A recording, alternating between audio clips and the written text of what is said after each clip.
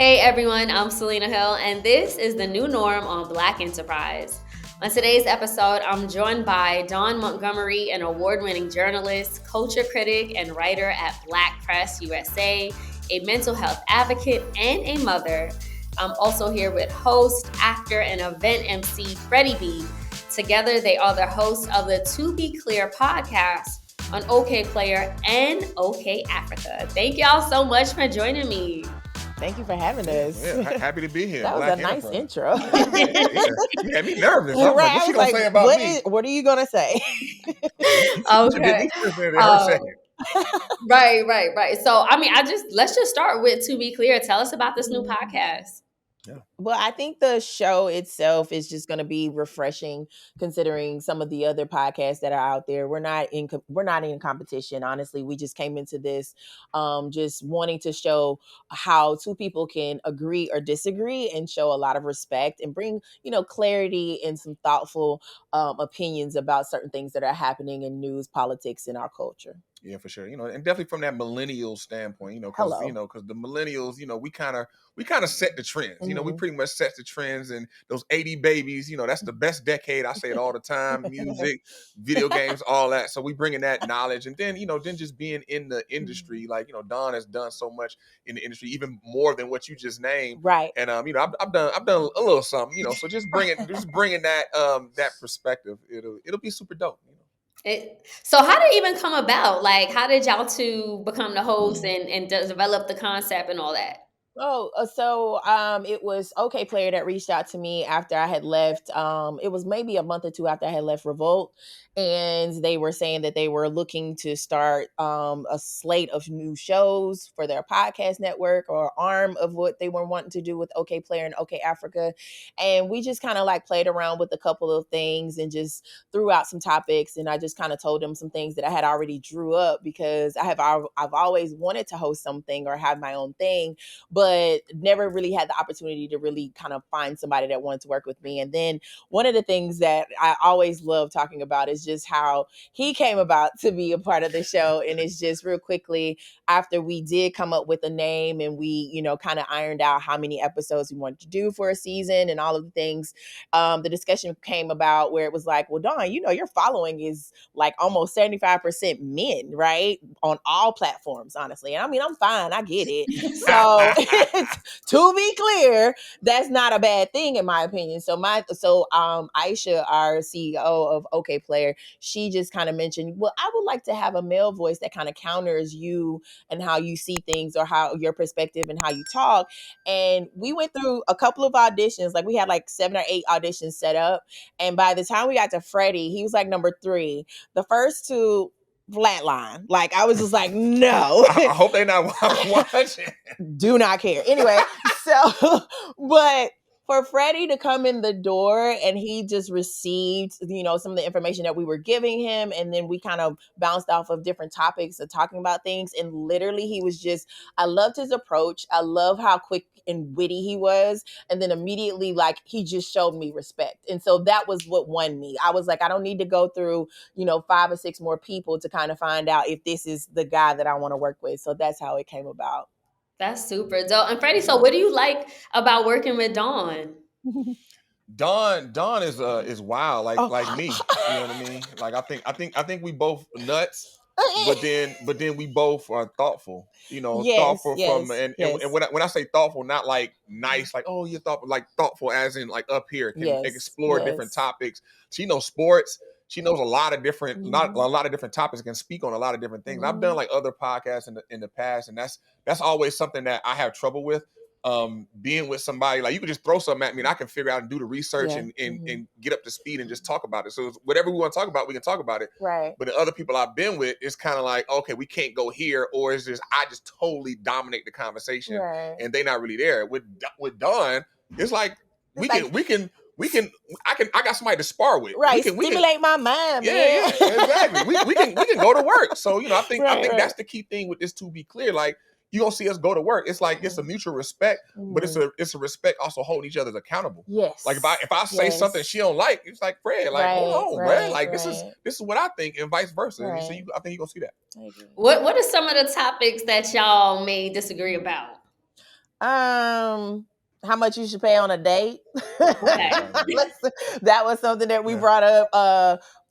Like what you're supposed to wear when you're at the airport, like things like that, like flight, like, or airport etiquette, like things like that. Like we've had, like, the thing about it is I know how sometimes when it comes about to be shows in general, television, or even like podcasts, sometimes the people don't really actually know each other. Like, we ended up finding out that we have mutuals, and some of our mutuals are some of our best friends. So anytime something came up in discussion, it kind of made sense that we would disagree based on like our mutuals and our associates and things like that. So it's just, it could be anything. It could be anything. And literally, he's probably going to find something to disagree about, or we meet in the middle, but then at the same time, he's going to be like playing devil's advocate, or it's going to be me, you know? Yeah. I mean, like, so far, like, we've had conversations, and everything she says, I can see where she's coming from, but it's just like, okay, but this other thing that I'm thinking that, I'm more passionate about it, whatever. Like, I get where you're coming from. And I think that's the key thing. You can watch the show, and what I want to show, and what I think we both want to show, is like how you can disagree with somebody, but also you can see where they're coming from. I see where you're coming from, but I don't subscribe to that. Right. And this is why. And then you explain it. Okay, so in a world where everybody got a podcast, what makes To Be Clear unique? What makes it stand out?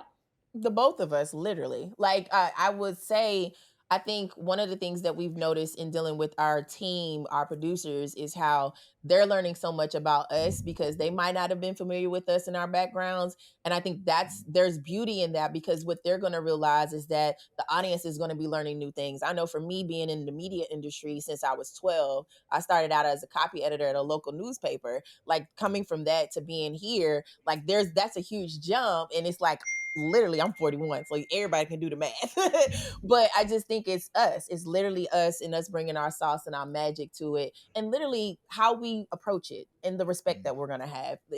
I just feel like a lot of shows, you don't see people having respect for each other and their thoughts and their opinions. And at this time, we're not doing this for clicks. We're doing it for clarity.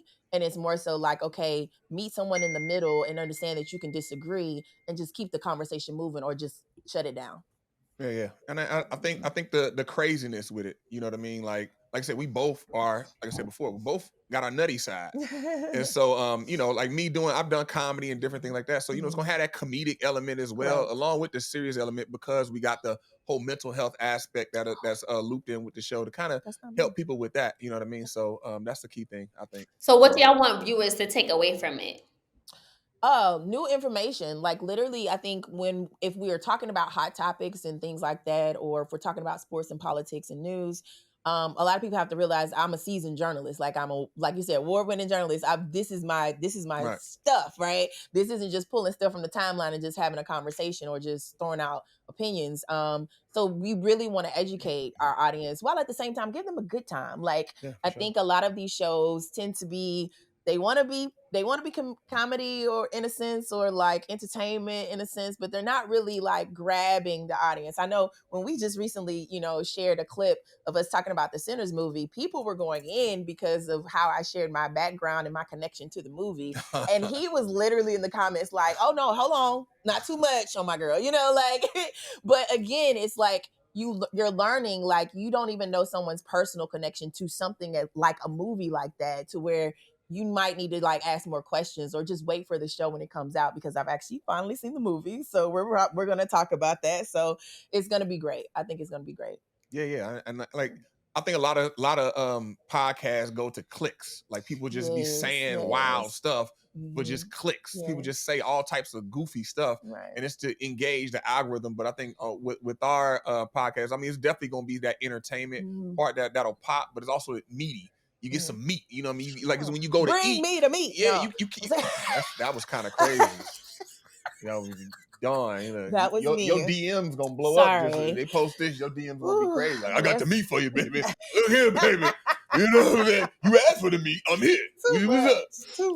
But you won't get the comedy. You will get some meat too, like some real stuff you hear, like, some thought provoking stuff that's gonna satiate your appetite.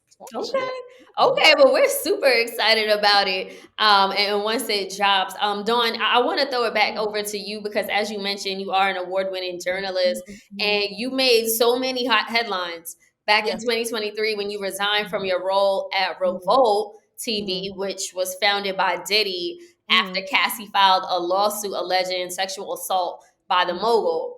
How do you feel about that decision today, as you know, we're watching the Diddy trial and really understanding just the grueling details and extent of the physical, psychological, mental, emotional, and sexual abuse that Cassie suffered? Right. First of all, let me say thank you for even asking me the question the way that you did, because some people have asked me in ways that I'm like, oh, I don't want to talk to you about that.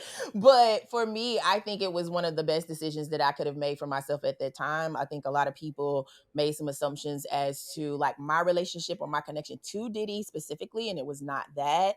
You know, a lot of people don't really realize in the podcast world, a lot of us are contractors that are working with, you know, a company and or a network, and we are doing business that way. So necessarily my day-to-day wasn't involving him, but mentally knowing that he was over the board of directors and was in, you know, included on some of like the strategy around content and things like that, it's like, okay, I don't want to have to be under that type of supervision or direction, you know, from someone that I can see in my own life as a survivor. I'm like, I don't want that, you know? And so to be able to make that decision and stand on that, that's another thing that you're going to realize on this show.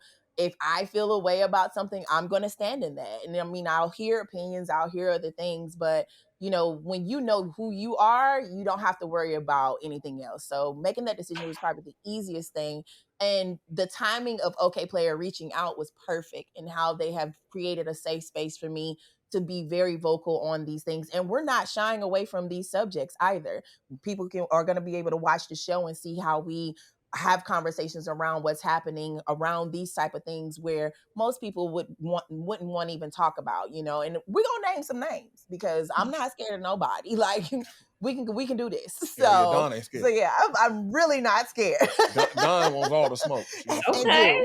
Okay. Well, Freddie, I want to get your take on it too, because the trial, the details are just been explosive, horrifying. Do you think that people men especially, may be held more accountable in the industry because of this?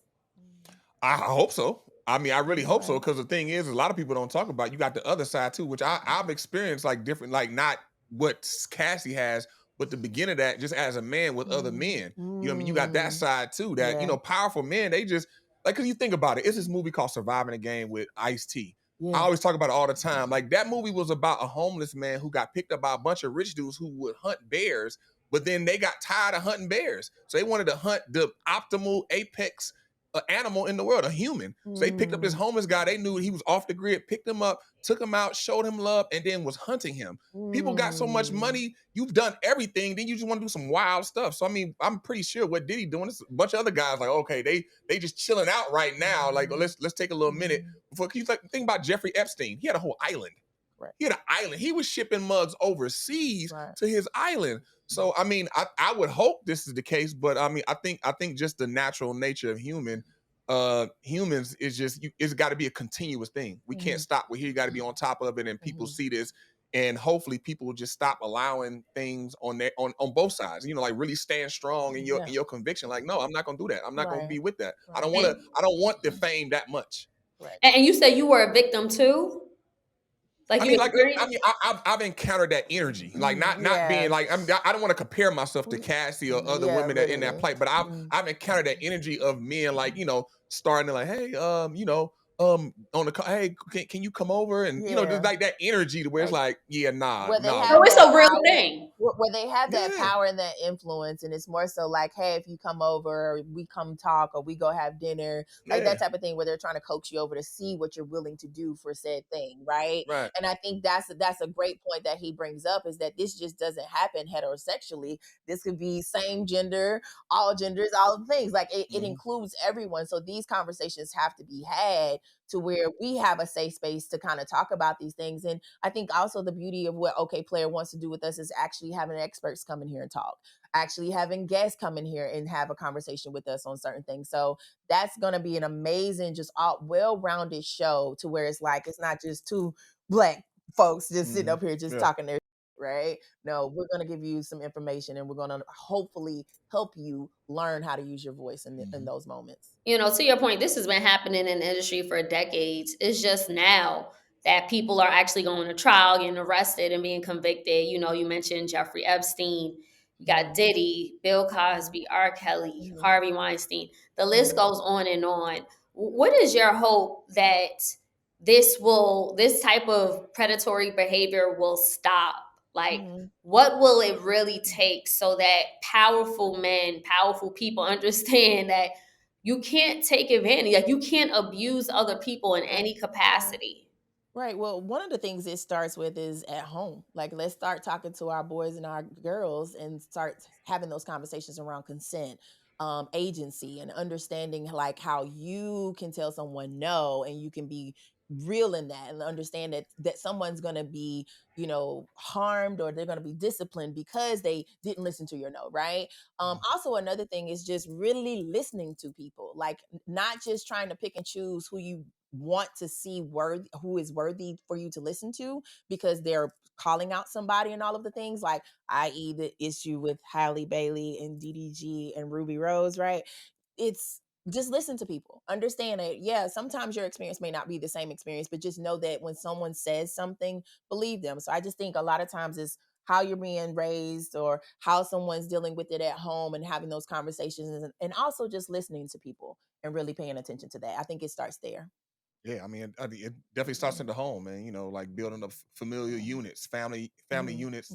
Mom and dad is there. Dad providing that structure, mom providing that nurture to properly build people up and build people up in a correct way. You know what I mean? You can build people up, but if there's no structure, they built up to somewhere that they don't need to be built up in.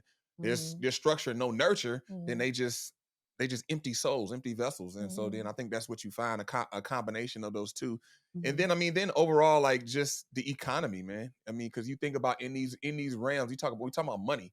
We talk about, like, as the good book says, the Bible says, the love of money is the root of all evil, the love of money. And so people love money so much that they're willing to do anything to get it. So some people open themselves up to get down with something that you shouldn't be doing. And once you open yourself up to it, then it's a slippery slope. Then you go way down this path, and you got people who on the flip side who are willing to manipulate and extort people in that manner. So when you combine the two, you have all this wild and crazy stuff that eventually comes to the light. But really understanding, like, what's done in the dark will come to the light, and really pressing that to people. Like, you do it in the dark, it's gonna come out. Like, you can't hide it forever. Correct. And to his point about the structure and the family unit, sometimes we might not have that. We might not have both parents in the house, but just make sure you have some type of healthy environment where there's support, a village, as well as learning how to co-parent healthily. I think we're going to have those moments where we're going to talk about that, because I'm a healthy co-parent. Like, I love my two baby daddies. Like, they ain't gonna like that I called them that, especially not my ex-husband. But to be clear, that's what they are. So but shouts out to them. Like, fathers. I think it's hello. But I think that's one of the beauties of us having a conversation where we can kind of like help emphasize the other aspects of, you might not have that, but here's another way you can deal with it. It takes a village to raise a child. Hello. It sure does. All right. Well, tell us how we can listen to the podcast and support the podcast. Right now, we're going to be on OK Players platforms everywhere: YouTube, Instagram, their website, as far as I'm concerned. And just every Tuesday, right? Yeah. Every Tuesday. May 20th. That's when it all goes down. I'm so excited. Make sure you get ready. Get your popcorn. Okay, well, we are ready. Thank y'all so much for joining us today, and everything that you're doing just to keep the culture pushing forward, taking a stand, speaking up, speaking out, and even talking about the real issues and, making it funny, making it relatable. We need that. Yes, we do, sure. Especially during this administration. Jesus. Come on. I know that's right. Thank you so much.